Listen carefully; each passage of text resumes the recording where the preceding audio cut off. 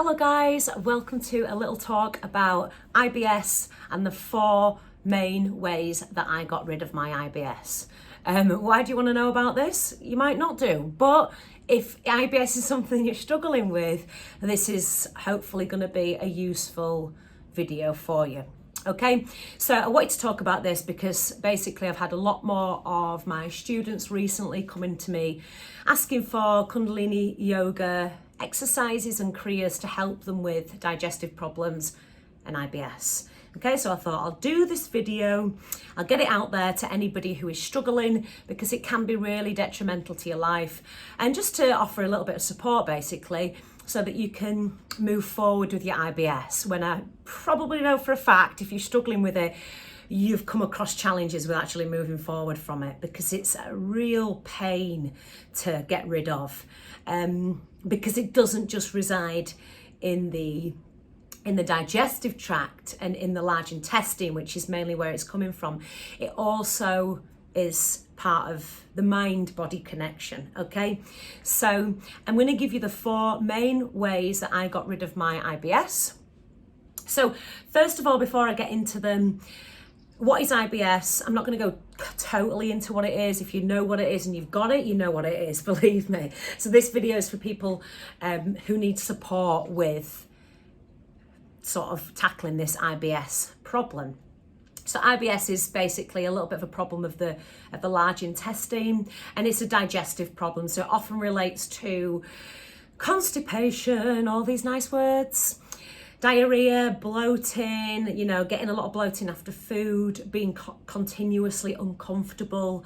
Often feelings of low mood might come with IBS, feelings of depression and anxiety, stress, and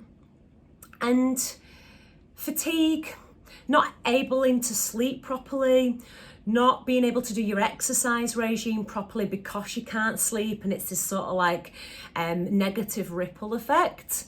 But yeah, IBS in itself is a feeling of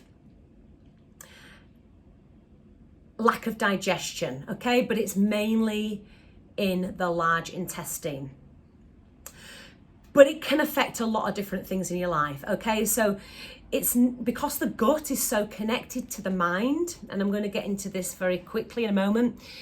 When you suffer with IBS, you don't necessarily just have these physical symptoms. You also have very profound mental symptoms that come with suffering with IBS.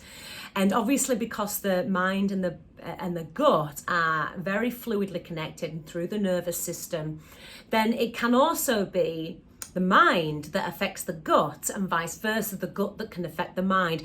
So we're on this sort of like conveyor belt of almost like a little bit like there's no way out, if that makes sense. Because you get stressed because the anxiety of having this IBS when you don't know where it's coming from. You're sort of like eliminating loads of different food groups and trying to figure out where the IBS is coming from, which stresses the mind, which stresses the gut, and it's like this catch-22. Okay, so I'm going to talk about how we can try and sort this out if you're suffering. Okay, so first of all, in yoga, we know the gut as the second brain. Okay, because obviously when we think about the gut's got a lot to say for itself. It's very intuitive, is the gut. As you know, with the words like a gut feeling, something's not quite right, or I feel like something's going to happen, but I'm not sure what it is. The brain hasn't quite caught up yet, but the gut knows, right? The gut already knows. Butterflies in the stomach, not really sure why you've got them, but the gut tends to know when something's a little bit off, skew whiff, or something exciting is going to happen, right? But the brain hasn't quite caught up yet. So I tend to think about it as the first brain. For me, this is my place of intuition. This is the place that I listen to quite often. Always trust your gut. And so, as you can see with the gut here and the mind are very, very, very, very connected. The gut has got a lot to do with our emotions. It's got a lot to do with what we're feeling, and it's got a lot to do with what we don't want to let go of, stuff that we might store and trap. Okay, if you didn't know, 95% of serotonin The natural happy pill, yay, is produced in the gut. And serotonin is basically a neurotransmitter that stabilizes brain function.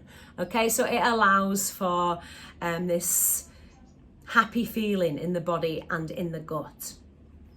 So when this gets disrupted, when we get imbalances in the gut, from whatever reason, IBS can come from various amounts of reasons. It's often related to the reasons that I'm going to tell you that help me cure IBS, because obviously when you remove the thing that's causing the problem, you often heal, right? Okay, so if you remove something, then the body becomes healed, because that's the thing that's causing the disease or the dis-ease in the first place. So the cure is often the thing that made it happen in the first place, if that makes sense. So we don't just want to treat the gut to treat IBS. We also need to treat the mind. And both these things are, like I say, fluidly connected through the nervous system. So whatever goes on in here also goes on in here, okay? Now the lower part of our body, or the lower triangle as we sometimes call it in Kundalini yoga or yoga, is the area, the energetic area that is very much connected to our worldly things, okay? Our sort of nurture, security, foundations, all of these sorts of things. Sometimes even like our creativity, how we feel about ourselves. We store a lot of emotions down in this lower triangle. Okay, so also these can play a massive role. If we hold on to this stuff, it can play a massive role in an energetic stagnation in the lower area of the body and the navel point, okay?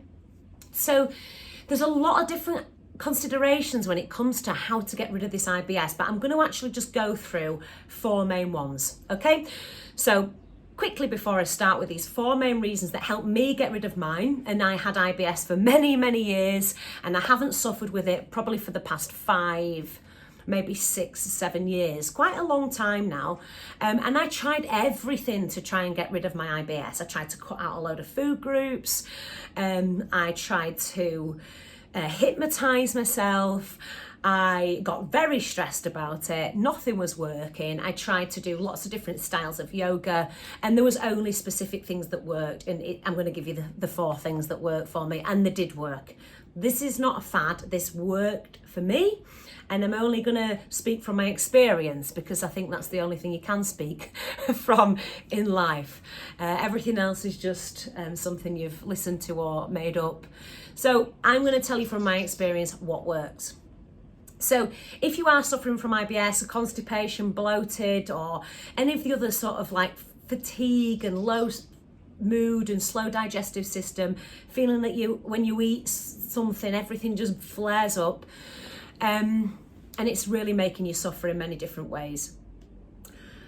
Let's go for this. Okay, first thing I want you to think about, or the first thing that helped me get rid of my IBS, was this: food.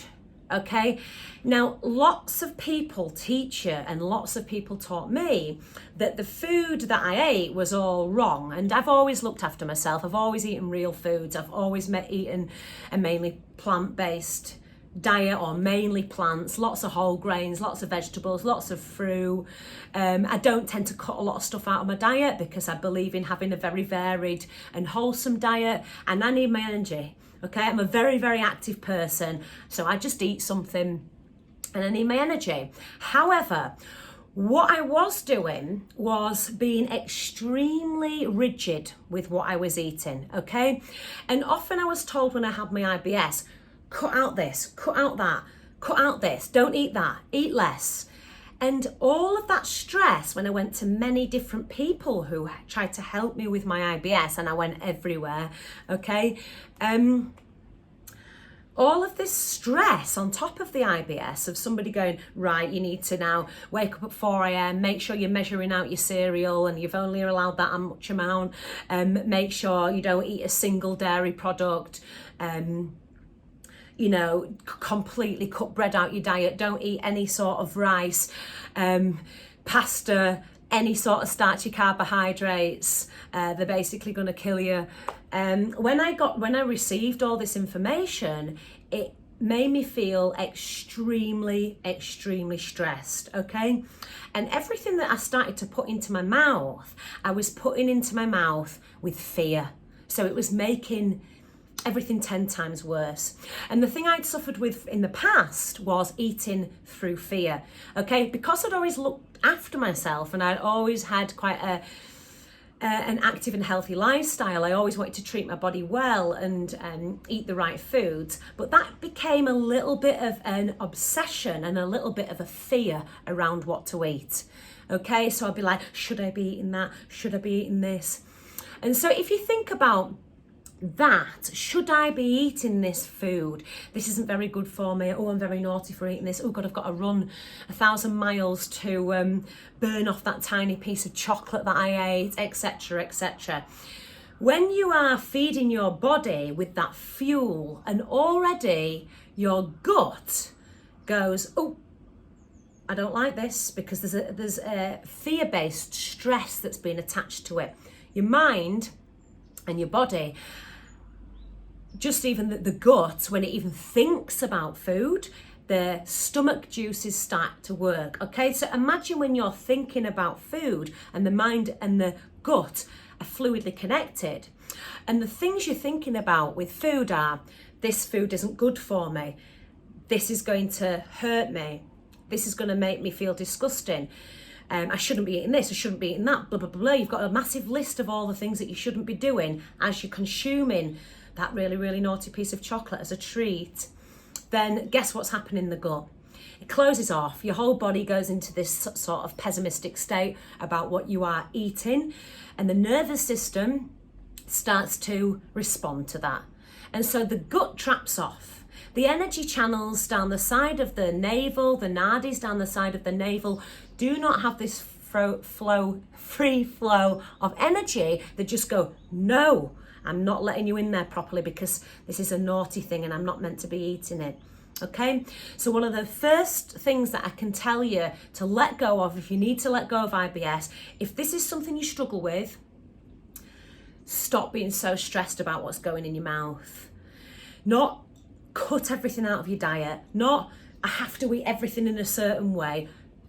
Let yourself go a little bit about what you're eating, okay? Obviously, try your best to eat a real food diet that's made for the human, not that's made from a factory, right? Because that's gonna give you IBS as well.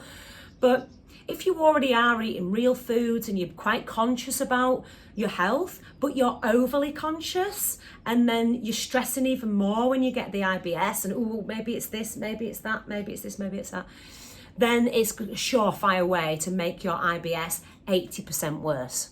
Okay, so the first advice I can give is relax when you're eating your food. Allow yourself a little bit of joy when you're eating your food, okay? Be kind to yourself when you're eating your food.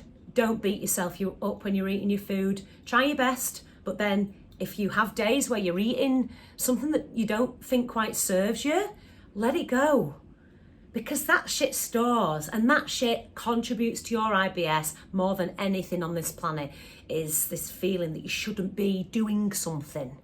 So relax with the food that you're eating and be a little bit kinder to yourself and accept that sometimes we eat a little bit of shit, okay? That's the first thing that helped me, and this really helped me. The next one, stress. This obviously relates, okay? Stress and food, especially when you're trying to sort of really restrict yourself and be very rigid in your food intake and not allow yourself any treats, or not allow yourself to just consume food with a little bit more joy, okay? I need big plates of food. I don't care what everybody says about eating a small plate. I'm not into that shit, right? I eat a big plate of food. I eat a big plate of food full of rice, full of vegetables, full of beans, massive.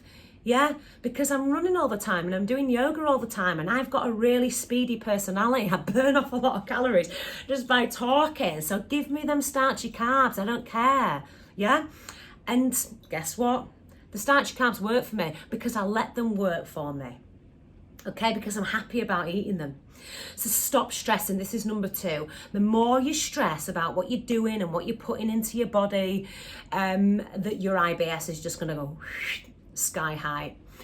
So when I sorted out my food, not what I ate, how I ate, and how kind I spoke to myself when I ate, my IBS went 10 times better. When I then started to sort out my stress levels, which came from the food a lot, then again, this is another massive contributing factor to IBS. So the more you get stressed about the fact that you've got IBS, should I do this, should I do that, oh, should I be eating this, should I be eating that, what's wrong with me, why am I bloating up, blah, blah, blah, blah, blah. You see, I just burnt like a whole rice ball off in that sentence. Then you are going to make it 10 times worse. Calm down, accept that you've got IBS. Just accept it. Sounds as simply said than done, but practice it. You have to practice it. It's a full-time job. Practice accepting that you've got IBS, that you're going to be kind to yourself when you eat. You're not going to be so rigid with what you eat, and that release of stress removes itself out of the gut. So your gut can start to, or your digestive tract can start to use food as energy, which is what it's meant to do, instead of blocking it off and storing it off and trapping it. Okay? The next thing I want to tell you is Kundalini yoga. Okay? Now, not everybody wants to practice Kundalini yoga, but the massive benefit of Kundalini yoga for the gut is we have very specific kriyas and very specific exercise practices that really get into the abdominals. They help you work the navel. They help you to disperse the navel energy through those 2 energy centers that come by the side of the navel, the nadis. And when we work on the gut, the navel, which we're doing a lot of in Kundalini yoga, it helps us use our food as energy. It removes that stagnation. We do a lot of this. This means twist, by the way. We do a lot of twisting. We do a lot of moving stuff, stored energy from the past that we don't need to keep with us, releasing the past, releasing the fear of the future, coming back to the present moment, physically moving stuff out of our storage system, clearing out the wardrobe from the inside out, and just allowing that navel area, the lower triangle as well, to become much more relaxed, much more cleansed, and elimination starts to happen, you know?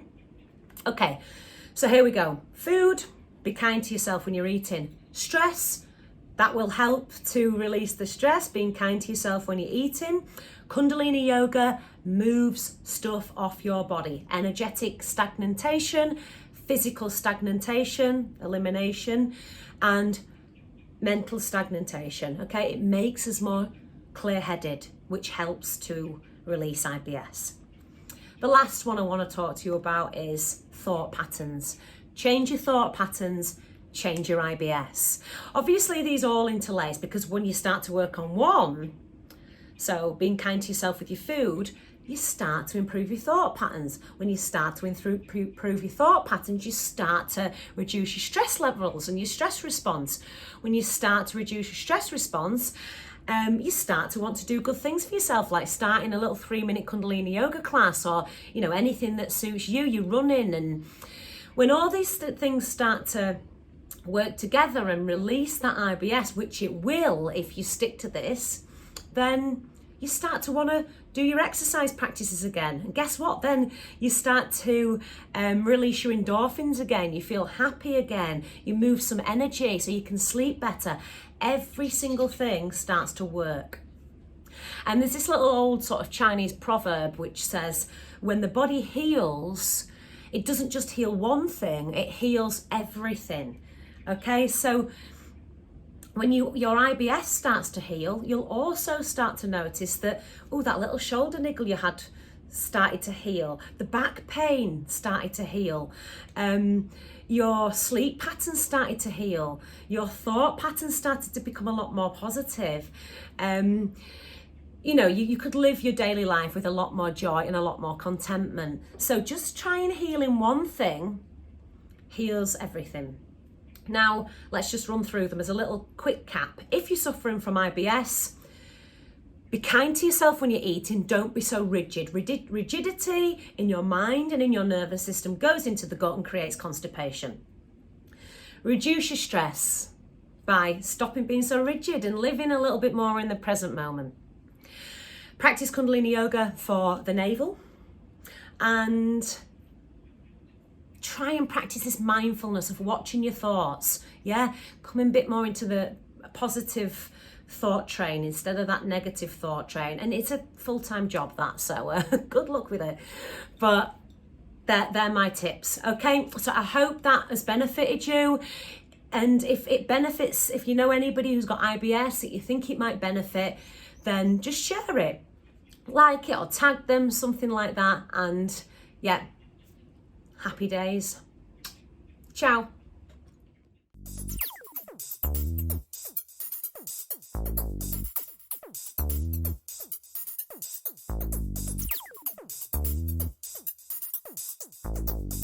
Universe.